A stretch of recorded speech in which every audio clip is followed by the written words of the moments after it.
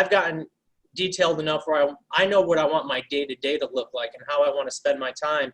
And without getting too far into it, so what do you think, what role does having a vision play in your success, and how do we fulfill our vision? So I'll answer that question in a roundabout way. Okay. So oftentimes when we talk to somebody, an audience first, like maybe your audience has never heard about a vision, or maybe they've heard about a vision, but a vision seems like a very nebulous term. So let me define what I mean when I talk about vision, and when I use a vision to coach people, when I use people's visions that they come up with to coach them. First and foremost, I have to give all the credit to the Life and Air organization. So if you don't know anything about Life and Air, you need to go at least on Amazon and buy the book, Life and Air. It's like the word millionaire, but it's Life and Air. And go check it out. That book changed my life. And that book changed your life. Just the book. Just the book. Read the book, folks. Read the book. Yep. And then really honestly, if you want to take a step beyond that, go to one of the Life and Air seminars that they do. Now they're doing them all virtual as well. So you have no excuse not to learn the Life and Air vision process. So I don't want to take anything away from Life and Air. Life and Air has been a fulcrum for me in my life, and the leaps and bounds that I've made in my life and businesses. So, but it's all been as a result of the Life and Air vision.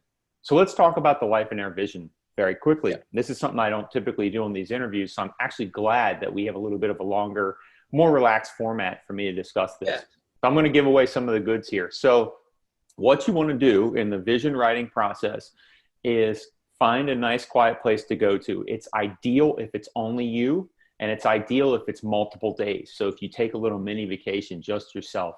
But if you can't get that, at least get a day where you can go to the beach and be by yourself, or go out to the mountains, or go rent an Airbnb where you don't have the kids, where you don't have the family, where you don't have everything demanding you. You want to be able to just sit in silence, and you want to really get deep inside your own mind about these following categories. And this is what I do whenever I rewrite a vision now. And I've relearned, by the way, the process for doing that is to just write these categories down on a piece of paper and start writing what needs to go in them. So the first category is needs. What do you need? The second category is spiritual. The third category is family. The fourth category is personal gratification. Next is hobbies. Next is health. Next is no regrets. The next one is friends. And then the next one is charitable. And then the next one is wants. Now, here's the only rule about doing this. The only rule is that it can't involve money, and it can't involve possessions. Okay? If you're able to get those out of the way, you must. But the idea is to envision what your perfect life would look like in each and every one of these categories. The way I write my vision, and this isn't a rule, by the way, but this is the way I like to write my vision, is to put bullet points underneath each of those. I ideally want my vision to be able to be in a small font on one piece of paper. So I could take that paper and I can fold it up and put it in my pocket and take it with me wherever I go. I also like to at least hand write out the first draft of my vision before I condense it into Evernote or whatever note-taking software you like. It's really important that you write stuff down, because there's something that happens between your hand and then your brain when you actually write something down versus just typing it in and then forgetting about it. How much stuff do you type in on a daily basis? It's a lot. So really hardwired into your brain that way. And then I dump it into Evernote, and then I have it there, and then I can print it out and take it with me and all that good stuff. So Chris, I'd be interested to know for you, man, how was the vision writing process for you when you first sat down and got involved in it? Yeah, it's honestly, it changed everything for me. And it's really interesting, the magic that happens when you write it down. Yeah.